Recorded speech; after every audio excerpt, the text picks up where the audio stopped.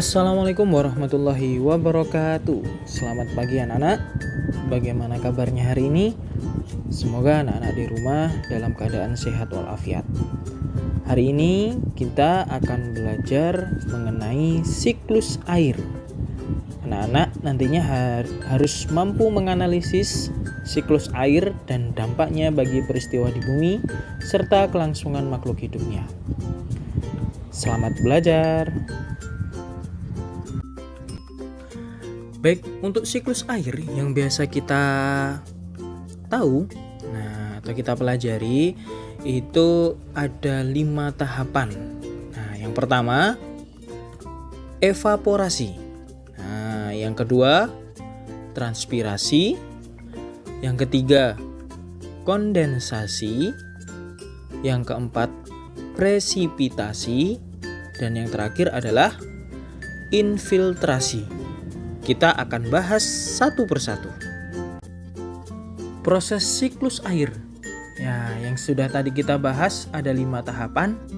Yang pertama akan kita bahas adalah evaporasi atau sering kita sebut dengan penguapan, di mana proses air di daratan akan menguap akibat pemanasan sinar matahari.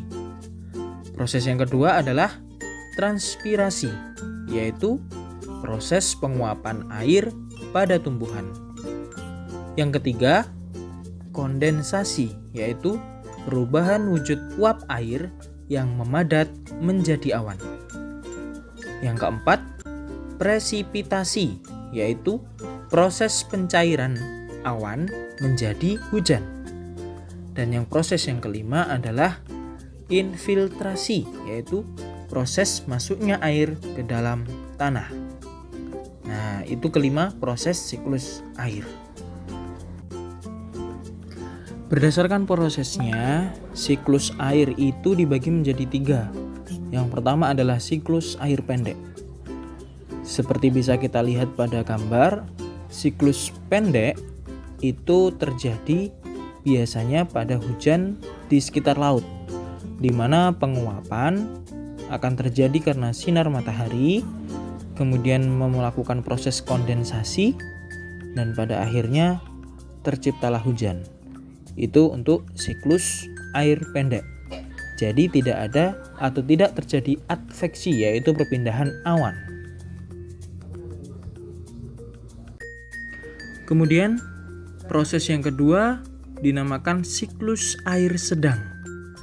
Bisa kita lihat pada gambar, siklus air sedang terjadi hujan di wilayah daratan, seperti halnya yang terjadi di wilayah kita, yaitu Indonesia, di mana siklus sedang ini terjadi penguapan terlebih dahulu dari sinar matahari, kemudian terjadi proses kondensasi, dan akhirnya terjadilah hujan.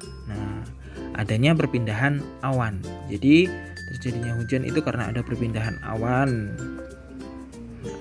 Itulah siklus air sedang. Jenis siklus air yang ketiga adalah siklus air panjang. Pada siklus panjang tidak menghasilkan hujan, melainkan salju. Siklus ini terjadi di daerah subtropis atau daerah yang memiliki 4 musim, seperti halnya Jepang, Korea, ataupun Eropa. Mengenai siklus air panjang bisa kita lihat pada gambar di bawah ini. Sekarang apa yang akan terjadi apabila siklus air tersebut berjalan secara terus-menerus? Ternyata siklus air itu memang berjalan secara terus-menerus dan tidak akan habis sampai kapanpun. Siklus ini berkaitan dengan keseimbangan ekosistem sehingga harus dijaga dengan baik. Sudah menjadi kewajiban kita sebagai manusia untuk menjaga keseimbangan ekosistem. Kemudian, apa yang terjadi jika siklus air itu terganggu?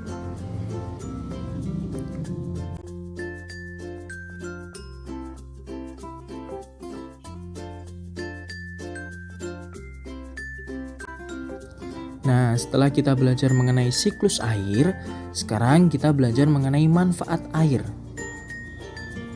Sehari-hari kita sudah memanfaatkan air untuk keperluan kita. Jadi bisa kita simpulkan bahwa air ini sangat bermanfaat untuk kita. Apa saja manfaatnya bisa kita lihat di gambar. Bisa untuk minum, mencuci piring, mencuci baju, mandi, memasak, sarana transportasi, irigasi, dan justru masih banyak yang lainnya yang mungkin belum kita sebutkan di sini. Apa yang mungkin belum kita sebutkan? Silakan kalian sebutkan ya.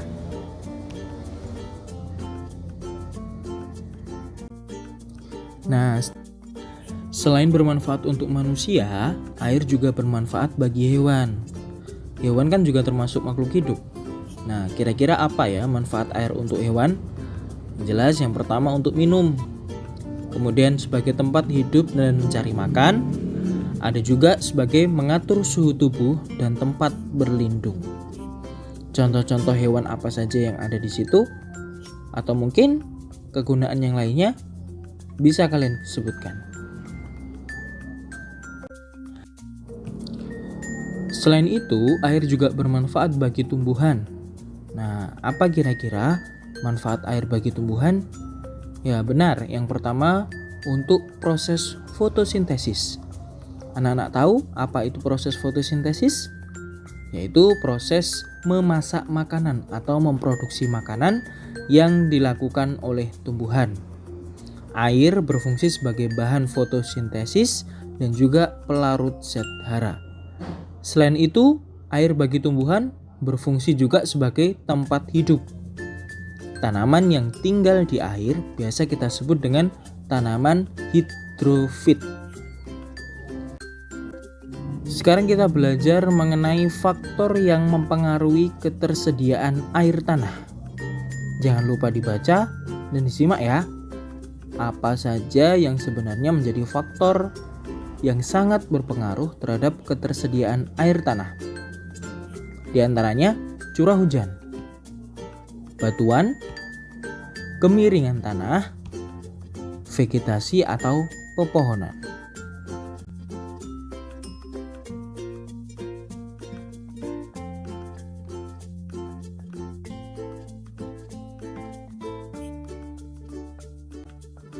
Alhamdulillah, hari ini kita sudah belajar mengenai siklus air. Semoga apa yang kita pelajari hari ini mendapatkan berkah dari Allah Subhanahu wa taala dan ilmu yang anak-anak pelajari menjadi ilmu yang bermanfaat. Jangan lupa belajar dan tetap jaga kesehatan. Assalamualaikum warahmatullahi wabarakatuh.